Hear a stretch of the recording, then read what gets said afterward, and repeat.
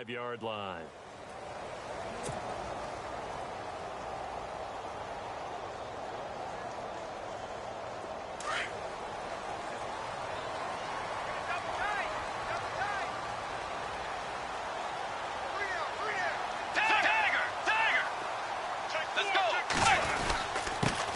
The first carry now for Dalvin Cook, and he'll get this one up to the 26. Credit him with a 1-yard gain there to make it 2nd and 9. Nice job by that defensive front there to hold him to a short gain on first down. Well played, I must say. Yeah, only getting 1 yard. There was no room to run.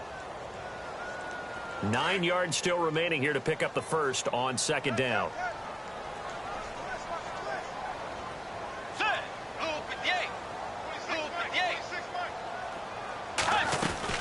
On 2nd down, Cook. And he'll push his way forward to about the 32.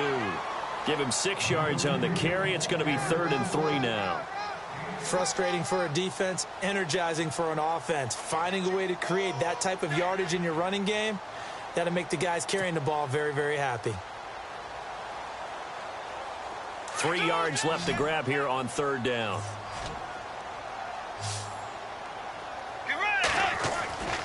Bridgewater now. And he fires one that's intercepted. Picked off around the 37. And he will bring it back. It's an interception returned for a Rams touchdown. Making back-to-back weeks now with a pick 6 for him. He had one a week ago. Talk about being in the groove, and what are the odds of what we're seeing right here? You don't see it happen very often. Listen, if you get a pick 6 in a season, it's been a big year, let alone back-to-back weeks. I'll tell you this, I wouldn't play cards against this guy in the locker room. So they'll get another shot on offense following that pick 6, and now the kick is away. And that'll carry over the back line of the end zone for a touchback. And the Vikings now heading onto the field. And they just had that pick 6. I guess the only positive maybe of them returning that for a touchdown. This offense right back out onto the field to try to make up for it. I like that because now it doesn't give them a chance to go to the bench and really settle. They had to sit there and kind of seethe over the idea that they turned the ball over previously. Right back out there, it's almost like hopping right back on the bike after falling over. See if they can get the ball moving again. Yeah, we'll see if they can do it here.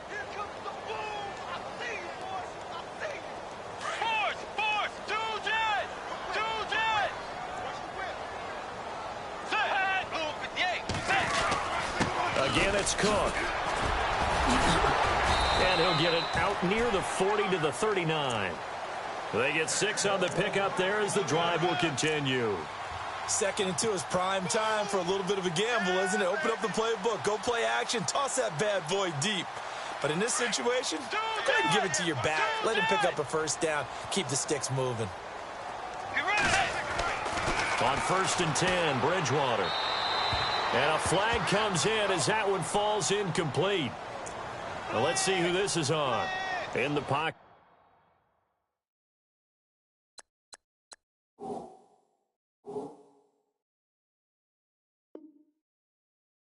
Chucked it away. Flag comes down. So you got to move a little bit, right? Know where you are on the field. Have some awareness. Tackle to tackle. You got to get outside of that tackle box in order to get that done.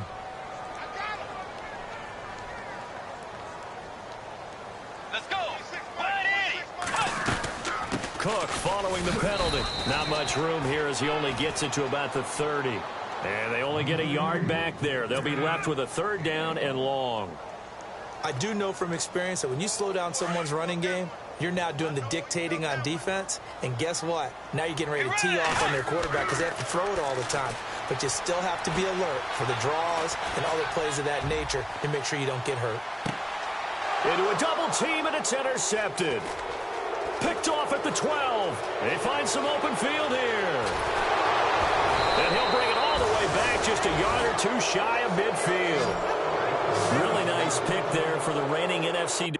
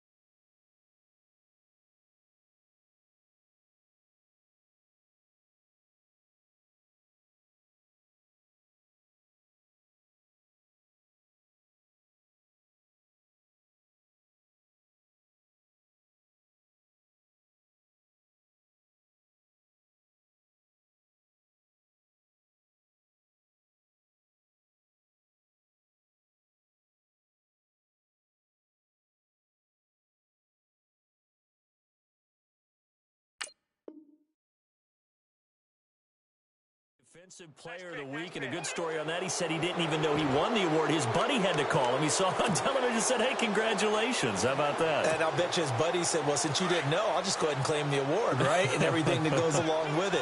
But the reason he won the award the previous week and what we just saw there, instincts, understanding where the play's going and being able to... And he's going to go down. They sack him back at the 42.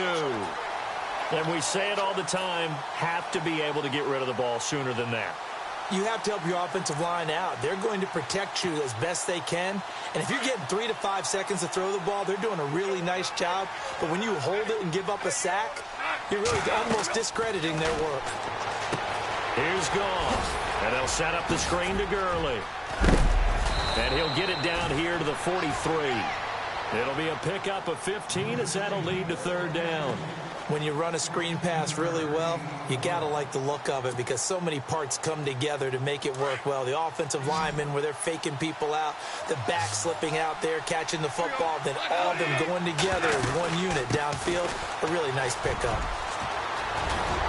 And he's going to get to the 31, enough for the first down.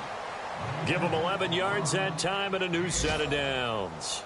One thing's for sure, this defense has to figure out how to stop the ground game.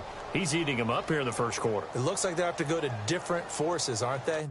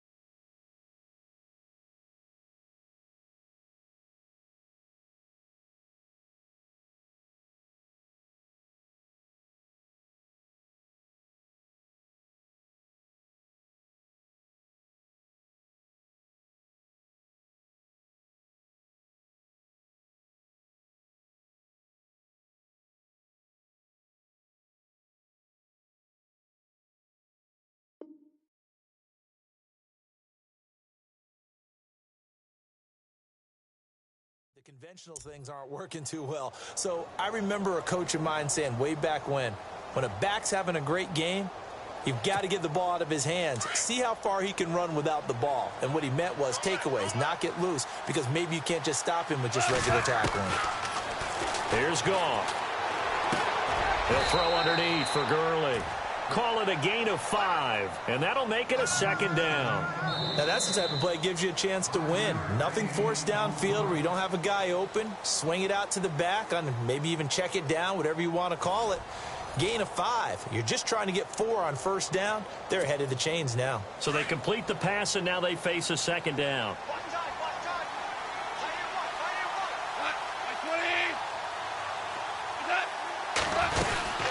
They'll run it now out of the gun. And he's going to fight his way forward here for a modest gain.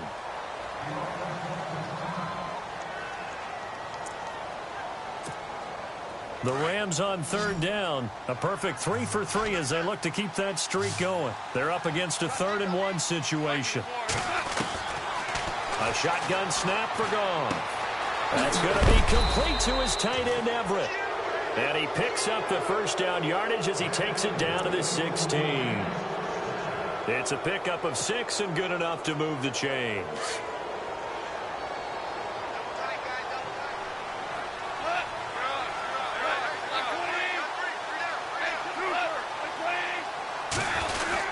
On first down, it's Gurley. Trying to find a lane, but instead he'll get back to the line of scrimmage and no more. No gain on the play there. Second down. 3-4 defense, usually here you'll see the linebackers come up, make those plays, but the nose tackle also vital. That was so vital because what you just pointed out, normally he eats up blockers that allows the linebackers to get to the ball carrier. In this case, he did his job and then some, and there was no gain at all for the runner. And his throw here's incomplete. Sammy Watkins, the intended receiver, and it's third down. He kind of forced that one there, didn't he? It's almost like he predetermined where he was going to go with the football. Yeah, he wasn't really going through progressions. He wanted to go to his top guy. You do that against this defense, they'll make you pay, won't they? Yeah, they certainly will. They react very quickly to the thrown football.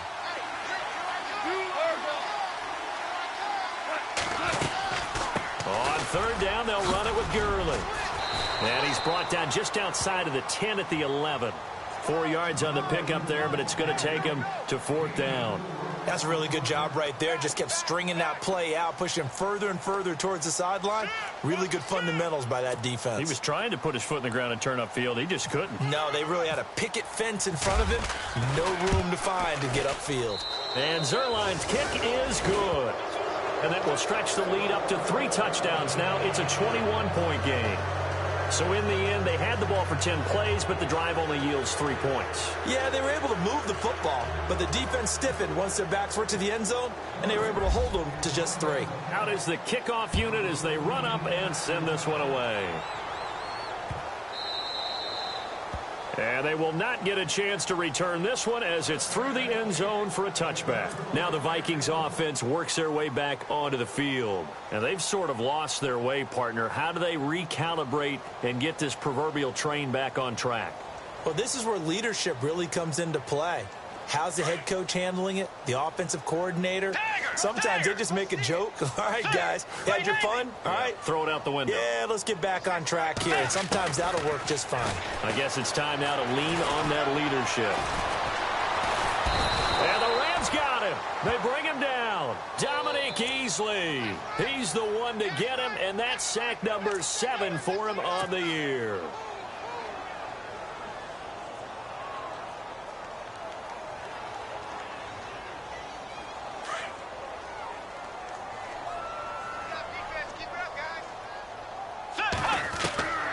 Bridgewater now on second down. Under pressure again, and down he goes again. Robert Quinn in there to get him for sack number 9 now on the year.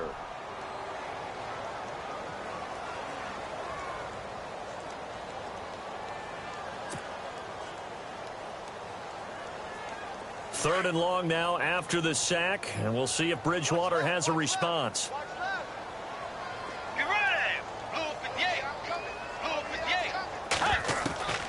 Out of the gun, Bridgewater.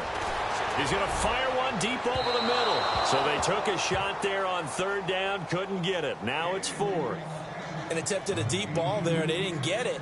But, boy, they're going to need a few of those to actually hit in order to get back into this game. Good thing they do have a little bit of time here still left in the contest. Decent-sized deficit, but not one that they can't manage. So on fourth down, here's Ryan Quigley now to kick this one away. Deep for the Rams, Tavon Austin.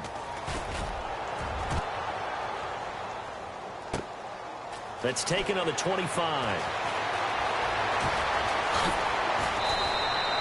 21 yards. Well done on the return. And the Rams will go on offense here with a 1st and 10. And the Rams getting set to go now. And they had 3 points last time, but they didn't want 3 points because they were well within range of scoring a touchdown. We'll see if they can do better now. I'm with you on that one. Let's just go ahead and be frank about the whole thing. The only one happy about the 3 points? The kicker. Exactly. He put it through the post. That's going to help him at contract time. But that offense, they're thinking, let's get in the end zone this time. I don't know if that helped him at contract time. You could have kicked that one through. I don't know about that. Toe bash. I don't know about that. Super toe. They'll start out on the ground with Gurley. And shutting him off, now open field. Todd Gurley, wave goodbye. Touchdown, L.A. Todd Gurley with his 14th touchdown of the year, second of the game. And the Rams add on to their lead. And always a good first half when you can hit pay dirt twice. And it never hurts to have that good feeling as the game moves on. Just think about halftime. If that's all he gets, he'll just sit there at the half and think, all right, 2 already. I can get some more. I can get some more. And he'll be encouraging his offensive line to create some space.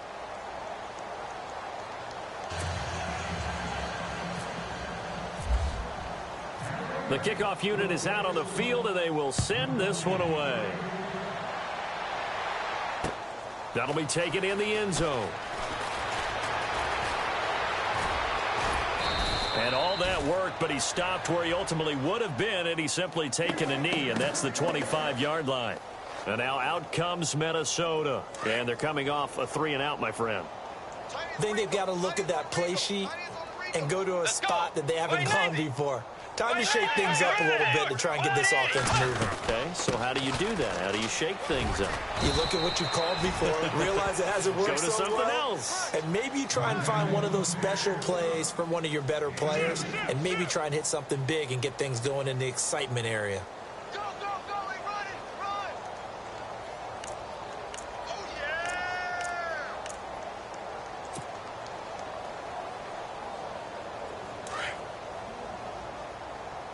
Watch tight end, watch tight end. Tight right, tight right.